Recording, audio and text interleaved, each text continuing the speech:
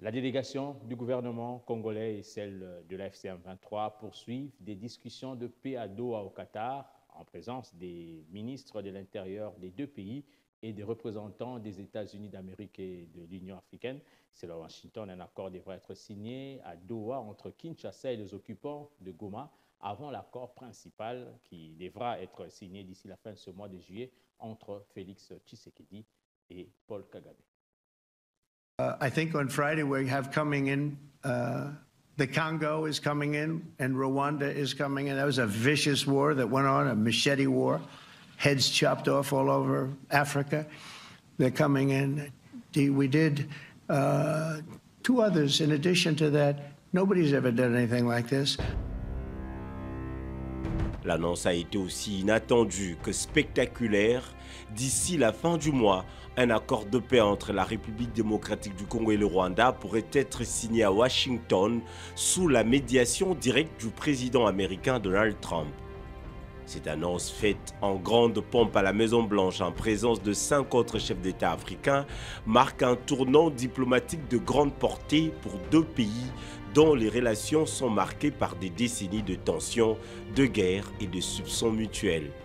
Mais derrière l'euphorie et l'élan d'optimisme qu'elle suscite dans l'opinion publique congolaise, cette initiative soulève d'importantes interrogations de fond, tant sur le plan stratégique que politique.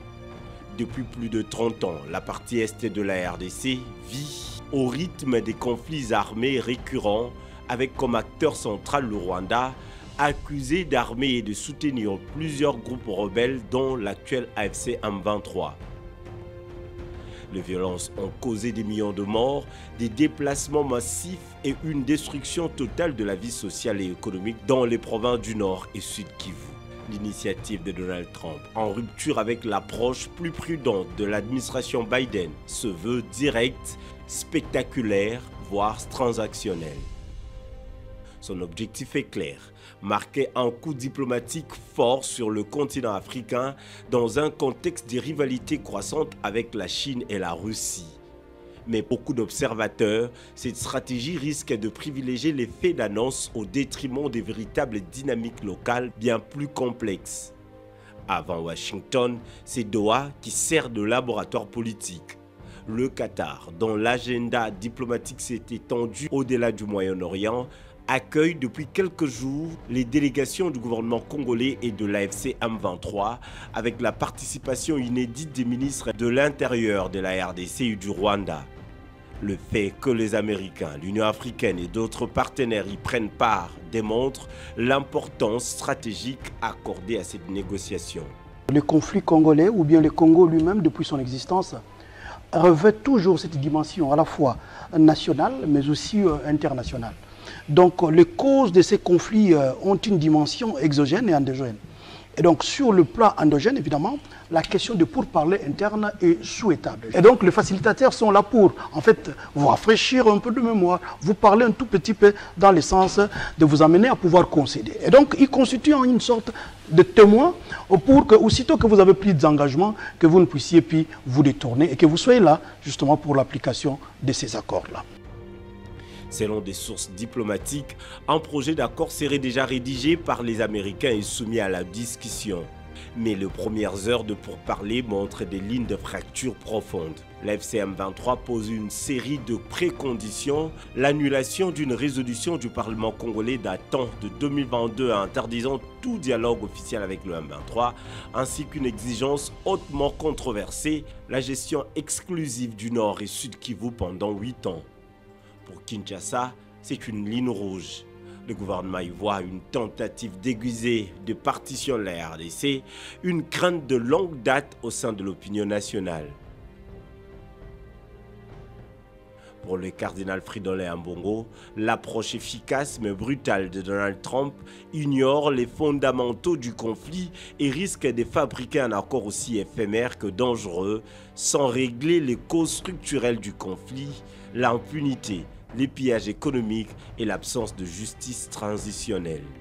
Comment pouvons-nous tolérer que les marchés du carbone transforment nos forêts en actifs financiers? C'est calculé. Alors que nos communautés restent privés d'eau potable.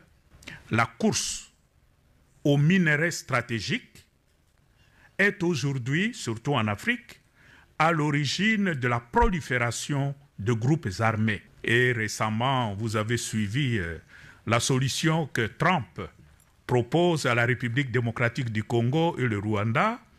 Vous êtes en guerre entre vous et la cause de la guerre, c'est le minerai. Moi, le grand Trump, j'arrive, je vous réconcilie et vous me donnez les minerais. Sur le terrain, le contraste est saisissant. Pendant que les négociations se tiennent à Doha et qu'un accord est promis à Washington, le mouvement militaire s'intensifie. La RDC a redéployé 7000 soldats de FARDC d'Ouvira dans le sud Kivu depuis Kalemi dans une logique de positionnement stratégique. Kisangani à son tour serait transformé en base logistique, signe que l'état-major anticipe toujours un scénario de rupture des négociations. En parallèle, la FCM 23 renforce ses positions à Bukavu avec de renforts venant de Goma dans une logique de verrouillage territorial. Cette militarisation simultanée, alors même que la diplomatie s'active, met en lumière un paradoxe. Ni Kinshasa, ni le M23 ne semblent croire totalement une solution pacifique immédiate. Cela pourrait traduire une simple stratégie de dissuasion ou pire, une course contre la montre pour gagner en influence avant un éventuel cessez-le-feu. Nous ne pouvons qu'espérer que cet accord tout congolais normal ne peut qu'espérer que de cet accord pourrait provenir la paix. Au-delà de toute critique, au-delà de toute considération, mais d'abord l'espoir des bases, c'est celui-là. Et même ceux qui critiquent ou qui soutiennent ont dans leur cœur ou ont le souci et le besoin de voir de cet accord ou de voir finalement intervenir cette paix. À court terme, la signature d'un accord entre Tshisekedi et Kagame à Washington représenterait un succès symbolique majeur, surtout pour Trump, en quête de points politiques sur la scène internationale. Pour Félix Tshisekedi, ce serait une victoire diplomatique à quelques mois d'un possible remaniement régional. Et pour Paul Kagame, cela permettrait d'adoucir son image internationale fortement ternie par les accusations répétées d'agression contre son voisin. Mais les failles structurelles demeurent. Comment garantir l'inclusion des populations affectées? Quel mécanisme pour le désarmement réel du M23? Quelle compensation pour les victimes des crimes de guerre? Et surtout, quelle sera la place de la justice et de la mémoire dans cet accord? Le fait que l'on ne mette pas l'accent sur la justice, les crimes de guerre commis et que l'on donne une prime à la gâchette au Rwanda. Et puis enfin, le fait que dans 90 jours, sera mis un autre cadre économique où on parlera des engagements miniers, alors que le Congo, à ce jour, n'a pas eu de débat interne sur ce type d'engagement. Le processus en cours pourrait poser des bases d'un tournant historique dans les relations entre la RDC et le Rwanda. Mais il ne saurait être réduit à une simple cérémonie diplomatique si les négociations ne tiennent pas compte des aspirations profondes des Congolais, des revendications légitimes de justice et de la dynamique régionale réelle. L'accord de paix risque de devenir une parenthèse illusoire dans un conflit bien plus enraciné. L'avenir dira si Washington 2025 marquera la fin d'un cycle de guerre ou simplement le début d'un nouvel épisode d'instabilité maquillé par une poignée de main.